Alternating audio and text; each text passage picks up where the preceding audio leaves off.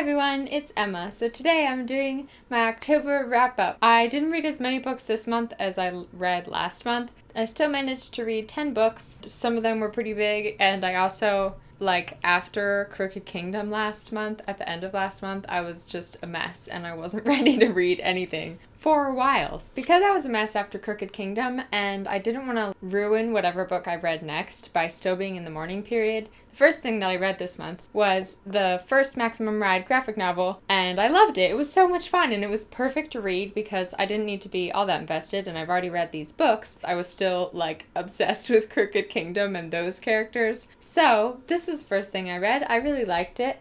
I think that for graphic novels, these are perfect for how I pictured the books.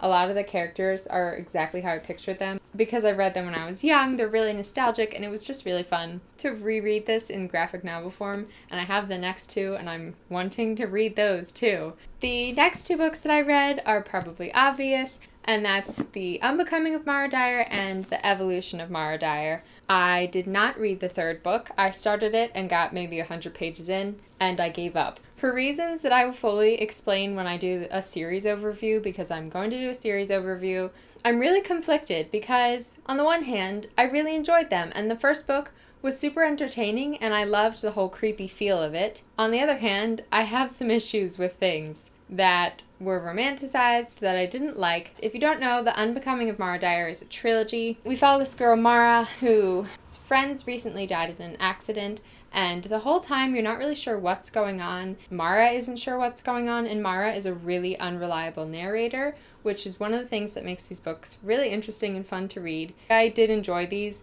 on some level, but they didn't have the depth to them that I like with my favorite series. So, and like I said, I will explain more in my series overview. The next book that I read was definitely one of my favorites I read this month. Actually, it was my favorite that I read this month, and that's The Night Circus by Erin Morgenstern. Oh my goodness, this book was so good. I'd been putting off reading it for a long time, knowing that I would like it. The people who like the same books as me also liked this book, but I just hadn't gotten around to it. Finally picked it up, and I absolutely loved it. I did do a full book review, which I will link down below. The Night Circus is about this circus that shows up at night. It kind of randomly pops up in different cities. We follow the people in the circus and also some people attending the circus, and it flips back and forth between present day and the past. The whole book takes place over a long time period, 30 years or something. And that made it really interesting, and it gave it this surreal feel. The descriptions of the different tents were just amazing. It's an all-time favorite.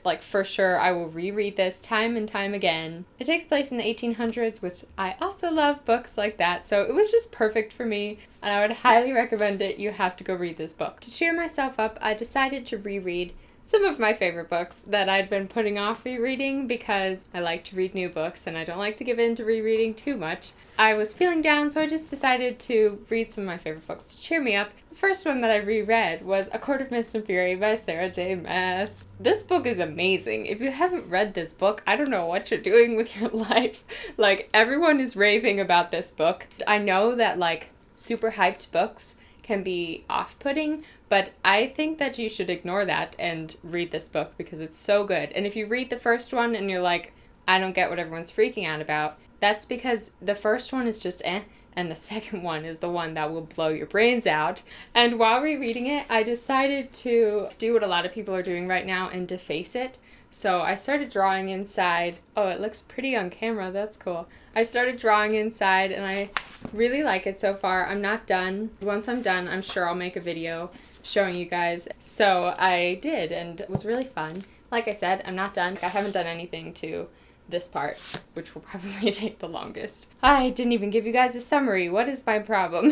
A Court of Mist and Fury is the second book in the ACOTAR trilogy. It will be a trilogy. The last book comes out this spring, and I can't wait. I'm going crazy waiting for it. And we follow this girl, Feyre, who is a human girl. In the first book, she kind of gets swept into the Fey world, the fairy world, and it's very brutal, different from her other series. I like this series better for Throne of Glass in some ways, but because I didn't love A Court of Thorns and Roses, I don't know. The characters in this series are just incredible. They're really interesting. Like, there's a lot of ambiguity with these characters, and I really enjoy it, and I would suggest it to anybody. Like I said, it's one of my favorite books ever. After I read Court of Mist and Fury, I read Salt to the Sea by Ruta Sepetys. This is a YA historical fiction, takes place at the end of World War II, and we follow the POV of 4 different kids who are fleeing Soviet advance. I loved this book. It was so interesting, and it gave me point of views of World War II that I'd never seen before, because these are all people living in Germany.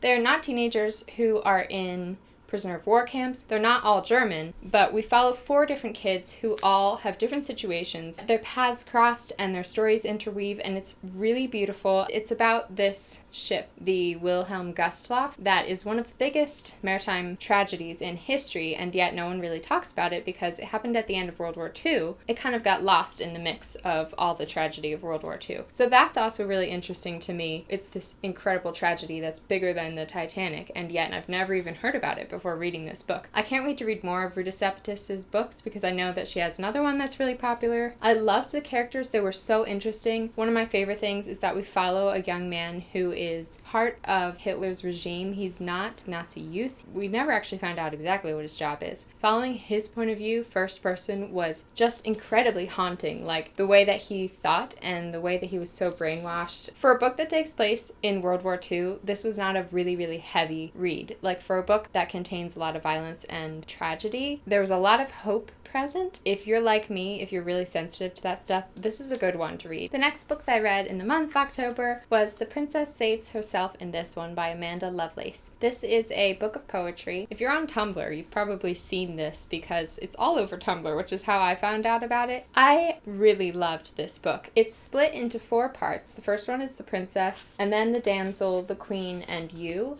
So it follows her story kind of through poetry, following her, the princess, as a young girl, and then like the damsel's kind of adolescence, and then the queen is like her fully grown, matured self and what she's learned, and then you is advice for other people. It touched my heart. I sobbed hysterically, and I read it in one sitting. It's really short. I will be rereading this over and over and over again. I thought it was so beautiful. It is brutally honest and emotional, which is what I love about it, because I love people who emote, and that is what this is. She took her life and made something incredibly beautiful out of it, and I suggest that you all go pick up a copy on Amazon. Oh my gosh, I don't know how I almost forgot about these books because they've taken over my life, and I've been obsessing over them ever since I finished them. So those books are the All for the Game series or the Foxhole Court books. First one is the Foxhole Court, the second one is the Raven King, and then King's Men is the third one. I read them on my phone because first one's free on iBooks, and the second 2 are like 99 cents. So you have no excuse for not going to buy these books, even though I will for sure be ordering physical copies of them. I originally heard about these books because people said they were like the Raven Cycle. That is very true. If you like the Raven Cycle, you'll probably like the All for the Game series. The biggest difference is that the All for the Game series has no magic. The All for the Game series I had been hearing about a lot, but in the summary, it says that it's about a sports team, and I was like, sports team?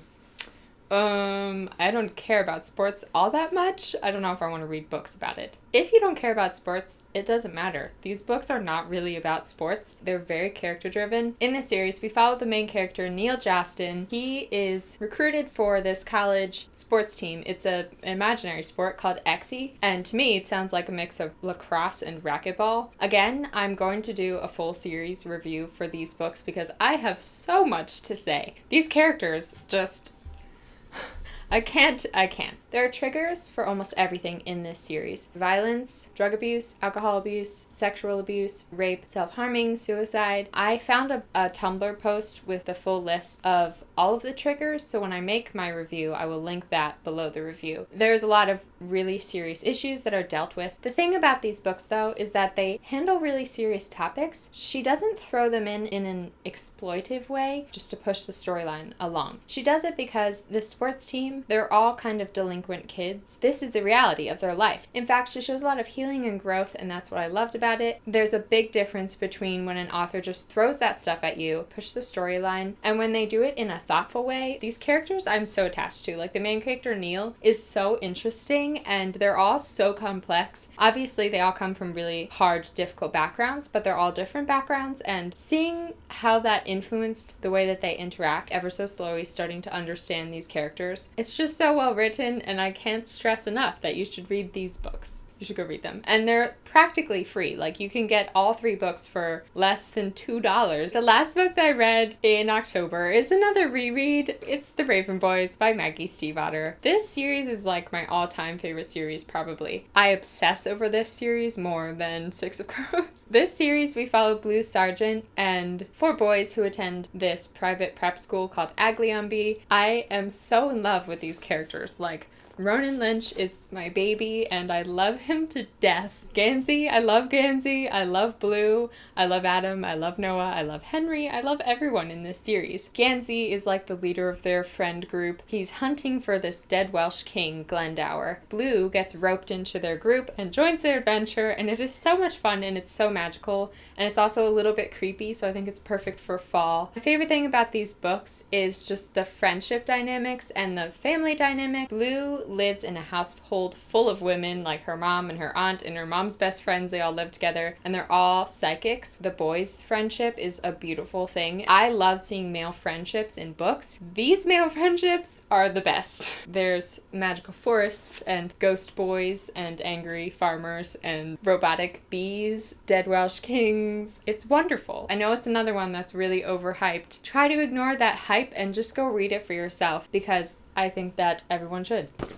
Those are all the books that I read in the month of October. I'm sorry this video was a little bit rambly. A lot of the books that I read, I had a lot to say about, and so I feel like this was disjointed. Again, I will be making full series reviews for All for the Game and Mar Dyer series, and those will be coming soon, hopefully. Thank you guys for watching. I hope you enjoyed. Hopefully I will get a November TBR up, but I'm waiting for some books that I ordered that I plan to read this month, and it seems to be taking forever. Maybe I'll do a November TBR, but at that point I might as well just do a book haul, and honestly, I'm not sure if I'm going to be doing November TBR because I'm waiting for those books to come. If you enjoyed this video, please subscribe. I'm Miss Emma Reads a lot on Bookstagram, Tumblr, Goodreads. If you want to follow my social media, I'll put all the links down below. That's all for this video, and I will see you soon with a new video.